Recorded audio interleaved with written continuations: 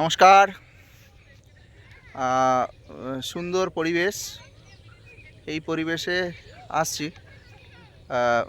মনটা ভাল লাগছিল না, সেই কারণে আমি আমার দাদাকে নিয়ে বললাম চল একটু ঘুরে আসি। গ্রাম্য পরিবেশে উপস্থিত হয়েছি। আমাদের যে বিষয়টা নিয়ে আজকে বিষয়টা নিয়ে কথা বলতে চাই, সেটা হচ্ছে অত্যন্ত গম্ভীর বিষয়। আপনারা জানেন আমাদের পার্শ্ববর্তী একটি রাজ্যই আমার কাছে রাষ্ট্র নয়। রাষ্ট্র নয় এই কারণে, কারণ যদি একটা রাষ্ট্র হতো তাহলে এই রকম তাদের যে স্ট্রাকচার আছে এরকমভাবে ভেঙে পড়তো না। দেখতেই পাচ্ছেন, একটি দেশের মুখ্যমন্ত্রী নয়, কিন্তু তিনি প্রধানমন্ত্রী। আমার মনে হয় তিনি মুখ্যমন্ত্রী, কারণ যেভাবে একটি রাজ্যে যখন জরুরি অবস্থা জারি হয় সেই সময় সেই রাজ্যের সেখানের পরিবেশ পরিকাঠামো ভেঙে পড়ে।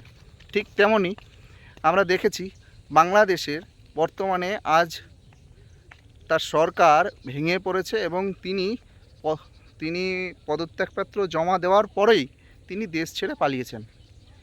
এটা কত বড় গম্ভীর বিষয় সেটা আপনারা বুঝতেই পারছেন।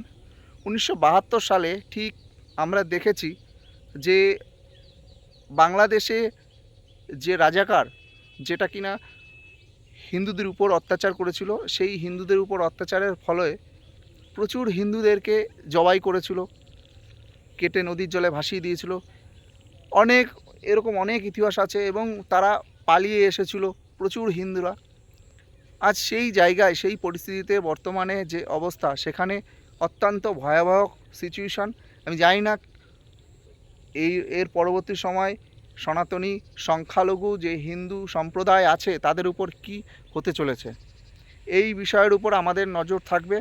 এবং সকলের কাছে অনুরোধ, বাংলাদেশের যে অবস্থান হচ্ছে সেই বিষয় নিয়ে আপনারা একটু সচেতন হন। কারণ জামাতি ইসলামিক যে সংগঠন, যে জঙ্গি সংগঠন, বাংলাদেশে একটি জঙ্গি সংগঠন, সেই সংগঠন আমরা দেখেছি বাংলাদেশ থেকে এসে পশ্চিমবঙ্গে বিভিন্ন জায়গায় কিন্তু তাদের ঘাঁটি গেড়েছিল। আর সেই জায়গায় দাঁড়িয়ে পশ্চিমবঙ্গের অবস্থাটা কোথায় যাচ্ছে সেটাও একটা নজরদারি রাখার জন্য সকলের কাছে আবেদন করব, আপনারা একটু সচেতন হন, বিষয়টা নিয়ে গম্ভীরভাবে ভাবুন। কারণ একটি রাজ্যে আপনারা দেখেছেন যে তালিবানি শাসন, সেই তালিবানের শাসন একটি দেশে, আফগানিস্তানে চালু হয়ে গেছে এবং সেটা চলছে। আর ঠিক তেমনই বাংলাদেশেও শুরু হয়ে গেল বলা চলে। আর সেই জায়গায় দাঁড়িয়ে পশ্চিমবঙ্গের ভবিষ্যৎ কতটা পরিষ্কার সেটা নিয়ে আপনাদের কাছে বলবো। বিষয়টা নিয়ে দেখুন। ধন্যবাদ। সবাই সুস্থ থাকবেন, ভালো থাকবেন। নমস্কার।